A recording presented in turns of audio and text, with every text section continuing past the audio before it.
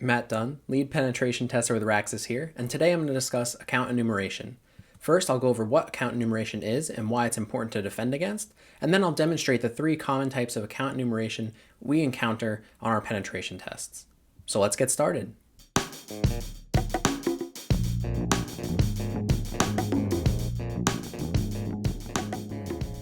Alright, so account enumeration is a process in which malicious actors will gather a list of valid usernames, email addresses, or IDs in order to perform future attacks. Some of these attacks may be brute force login attempts with passwords or phishing emails based on your platform or application that the username or email address was gathered from. We want to protect against this so that we can protect our users from having their information disclosed, and then also further protect them from those phishing attacks or brute force login attempts. If we prevent malicious actors from gaining those usernames or email addresses, we can prevent those other attacks too.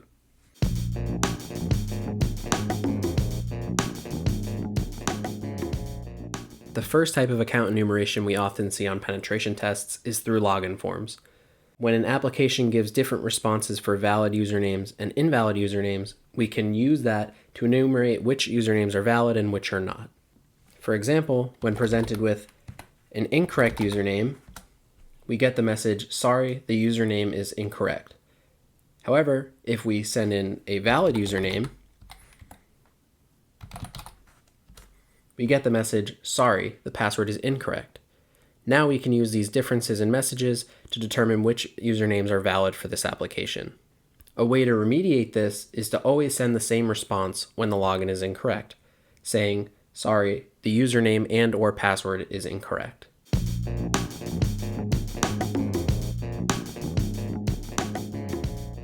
The second type of account enumeration we often see on penetration tests is through password reset forms, like the one seen here. A user presents their username to the application and then is given a message that they've been sent a password reset link. In this case, when we present a wrong username to the application, we are given a message saying, "Sorry, the username is incorrect." But if we present a valid username, we are given a message that an email has been sent. So this allows an attacker to enumerate valid usernames by checking the message being sent back to us once again. A way to remediate this is no matter what username is presented, we always present a message saying something like the following. If a user account is associated with this username, we will send in a password reset email.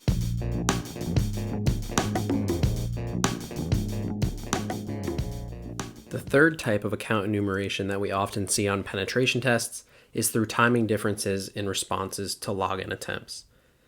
One application that is vulnerable to this is remote desktop web access. When presented with a valid username, the response back is short. When presented with an invalid username, the response is significantly longer. By using these timing differences, we can determine which usernames are valid and which ones are invalid. Raxis developed a Metasploit module to exploit this, which we'll show here.